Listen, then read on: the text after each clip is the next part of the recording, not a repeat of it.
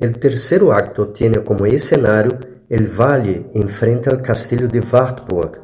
A la izquierda vemos el Höselberg, aquella cadena de montañas como en el primer acto. Está anocheciendo. A la derecha vemos Elizabeth orando de rodillas ante una imagen de la Virgen María. Wolfram viene bajando por el bosque y se detiene en la mitad del camino al ver Elizabeth. La música empieza sobria, triste y conmovedora, interrumpida algunas veces por trompetas que nos dan la idea de superación y esperanza. Ese tema es repetido en espirales crecientes hacia atingir un clímax en que impera el sonido de las trompetas. Wolfram, observando a Elizabeth desde el bosque, comenta que la ve a menudo rezando allí. Sin embargo, la muerte que él provocó en su corazón, pero implora por su salvación día y noche. Wolfram empieza a oír el canto de los peregrinos y se detiene en la vertiente del valle. Muy lentamente, los viejos peregrinos van se aproximando de la Siena, diciendo: «Dichoso puedo ya verte, oh patria, y saludar alegremente tus amenas praderas. Ahora dejaré descansar al bastón con que andaba, porque he peregrinado con fidelidad a Dios». Elizabeth se levanta al oír los peregrinos.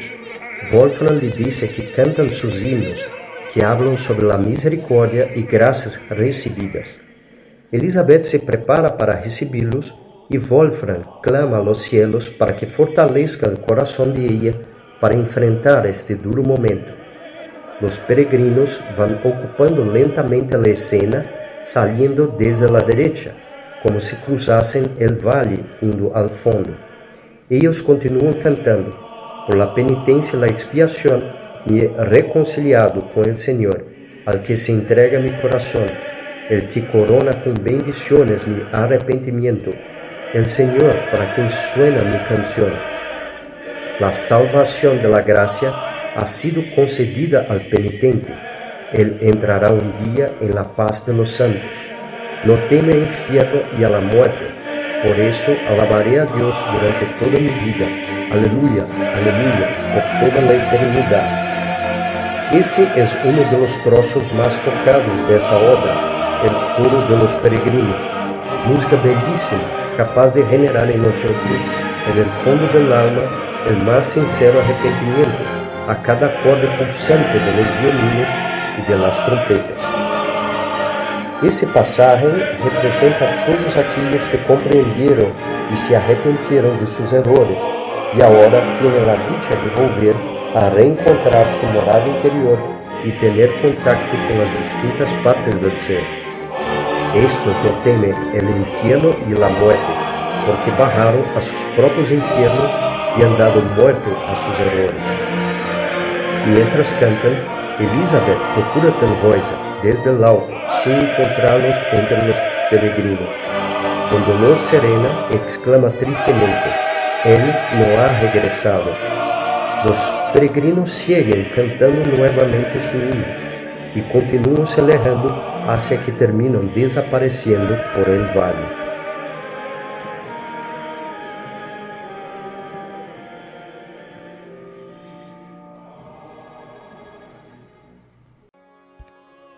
Elizabeth entonces se pone de rodillas lenta y piadosamente y empieza a orar: «Virgen Todopoderosa, oye mi súplica, a ti te llamo venerada, déjame perecer en el polvo ante ti, oh, llévame de esta tierra, haz que por igual a un ángel entre en tu sagrado reino.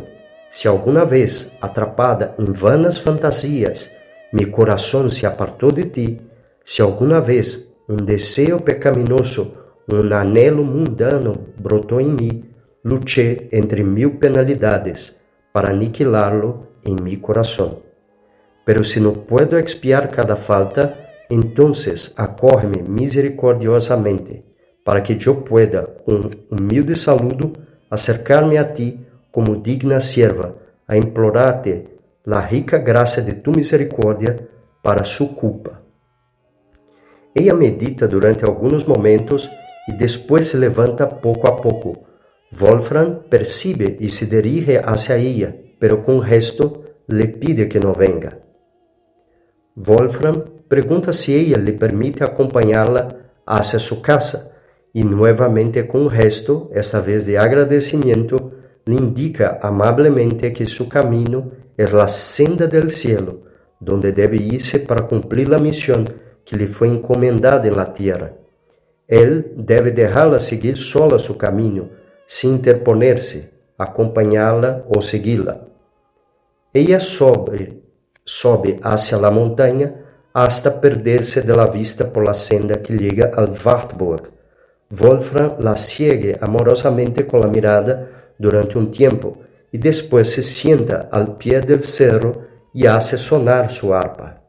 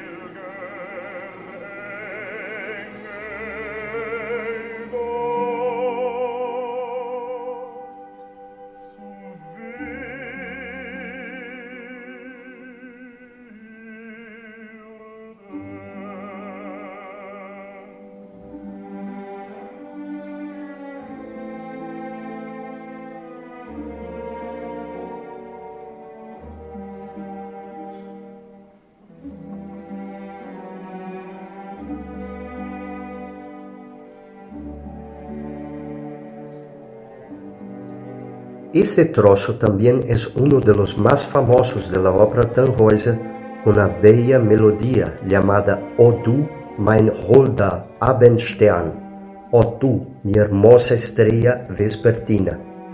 En medio a la noche espiritual o en medio al sueño de nuestra conciencia, el ser, nuestra estrella vespertina, es capaz de nos alumbrar con su luz y así nos mostrar el camino a seguir. Wolfram continúa mirando el cielo mientras sigue tocando su arpa. Noche cerrada. De repente aparece Tannhäuser con la túnica de peregrino, toda desarrapada.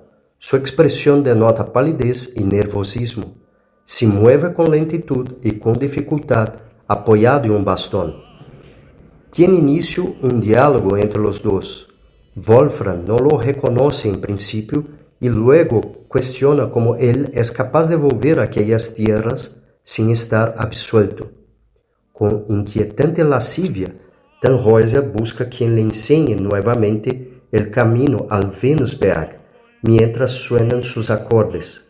Wolfram queda horrorizado y pregunta a él si no estuvo en la sagrada fiesta en Roma, pero él se esquiva para luego acordarse entristecido su pasaje allí. Ahora se inicia un gran monólogo en que Tannhäuser cuenta su pasaje por Roma. Él ha caminado hacia Roma, lleno de fe, y anhelaba expiar con humildad sus errores por ella, por el ángel que había limpiado de él el horrible pecado del orgullo. Las cargas de los otros peregrinos eran más pesadas, pero para él parecían leves. Él dice: como junto a mí el peregrino más afligido recorría el camino, me parecía demasiado liviano.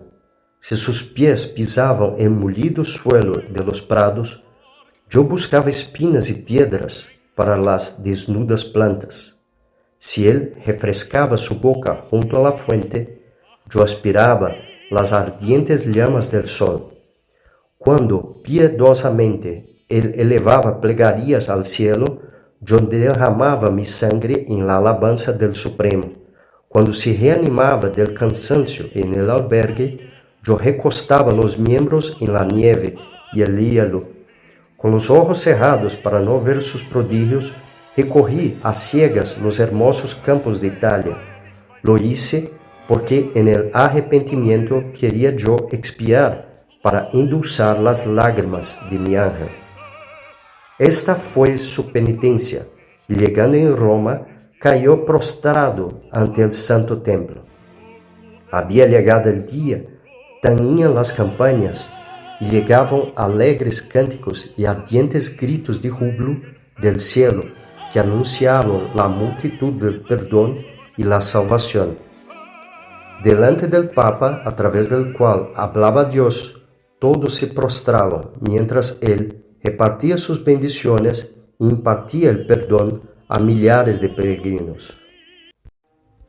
Tannhäuser también se prostró ante él, confesando todos sus pecados y la impureza de los deseos que atormentaban su pensamiento. Entonces el Papa le contestó: si has participado en placer tan maligno, si has ardido en las llamas del infierno, si has estado en el Venusberg, entonces está condenado eternamente. Como este báculo en mi mano nunca más se engalanará con fresco verde del fuego abrasador del infierno, jamás florecerá para ti la redención. Una larga pausa se hace en la ópera. Nos acordemos que todos los pecados serán perdonados, menos aquellos contra el Divino Espíritu Santo. En este caso, se paga con dolor. Tannhäuser dice que al oír esas palabras, él cayó en el desespero y perdió los sentidos. Cuando despertó, ya era noche, la plaza estaba vacía, pero al fondo se oían cánticos de alabanza, cuya dulzura le irritó tremendamente, pues la falsa promesa del perdón que había animado su alma le atravesaba ahora como una gélida espada. Él entonces huyó despavorido de allí y volvió a aquellas tierras donde una vez él gozó del placer y del calor de su terno pecho. Delante de las frustraciones y pérdidas, muchos son aquellos que ponen todo a perder debido a su orgullo y amor propio. Muchos son aquellos que no son capaces de pasar por las pruebas, tribulaciones o aceptar la voluntad del Padre, que muchas veces es contraria a nuestra forma egoísta de vivir. El resultado de esa blasfemia y falta de fe son las caídas, los vicios o mismo el abandono del camino. Delante de esta frustración, Tannhäuser está cada vez más inclinado a volver al reino de Venus. Él cree que no hay más esperanza de salvación para él y por eso elige las falsas delicias de los placeres. Venus le ofrece el bálsamo de los placeres para sus dolores, pero a la larga los placeres se convierten en dolor. El dulce se vuelve amargo con la digestión. En el fondo, placer y dolor son las fases de una misma cosa, Maya, el ilusorio. Necesita-se ir más allá de los placeres. Veamos ahora la parte final de la obra, juntamente con algunos comentarios.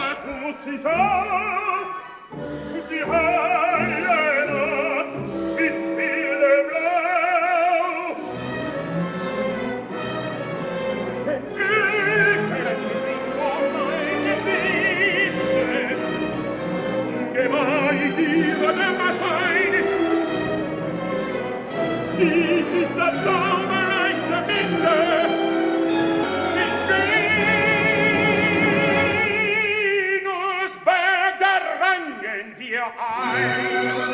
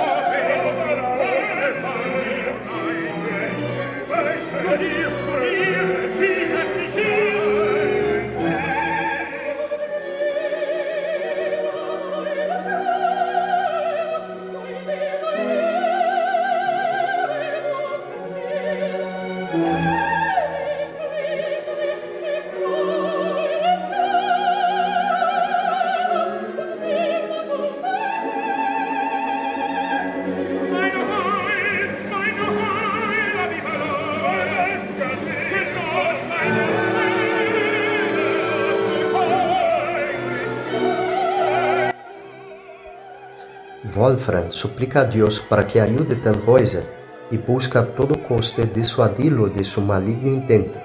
Detiene su camino y busca animarlo, diciendo que una palabra lo libertará, al que él insiste en caer en los brazos de Venus.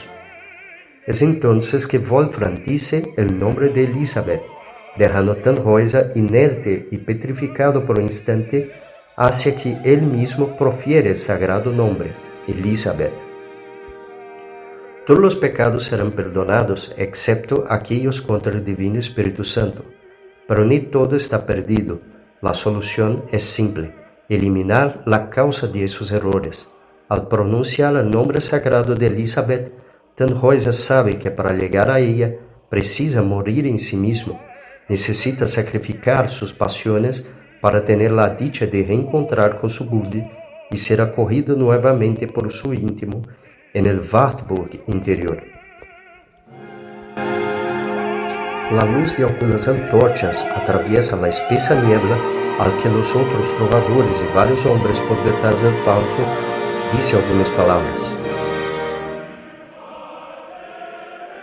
Venus se desvanece y la niebla desaparece completamente. Amanece y desde el castillo de Wartburg surge un cortejo fúnebre que se dirige al valle. El cortejo entra en escena con los viejos peregrinos delante del ataúd y los cantores por detrás. El ataúd está abierto con el cuerpo de Elizabeth, que está muerta. El Landgraf Hermann, los caballeros y los nobles acompañan el féretro. Observen que todos están calmos, y mismo Tannhäuser cuando ve a Elizabeth muerta, no entra en desesperación. Los cantores, al percibir en Tannhäuser, bajan el féretro. Wolfram lo lleva hacia el ataúd y él cae sobre el cuerpo de Elizabeth llorando. Él entonces exclama: «Santa Elizabeth, ruega por mí». Enseguida, curiosamente, Tannhäuser muere también. Todos ponen las antorchas sobre el suelo y las apagan. La luz de la aurora domina toda la escena. Varias damas que acompañaban en cortejo aparecen en la escena y una de ellas trae un báculo cubierto de frescas hojas verdes. En la hora nocturna, el Señor se ha manifestado por medio de un milagro. El seco báculo ha sido adornado con fresco verde, y aquí está la clave.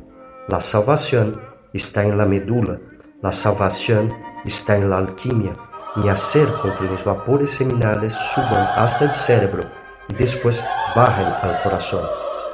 Y Tannhäuser muere en sí mismo. Esos son los milagros de adorar, ofreciendo el sacrificio ante las aguas del puro manancial, o sea, refrenar el impulso sexual y transmutar nuestras energías. Ciertamente, delante de los crímenes contra la sexualidad, permanecerá el karma a ser pago con dolor, pero si el aspirante practica la alquimia y busca la muerte interior, seguramente esos karmas serán aplazados y cobrados un día, aunque sea en el octavo arrepentimiento de Pisofía, que corresponde a la iniciación de Judas allá en el final de la segunda montaña. Y la ópera termina con todos, llenados de emoción, cantando: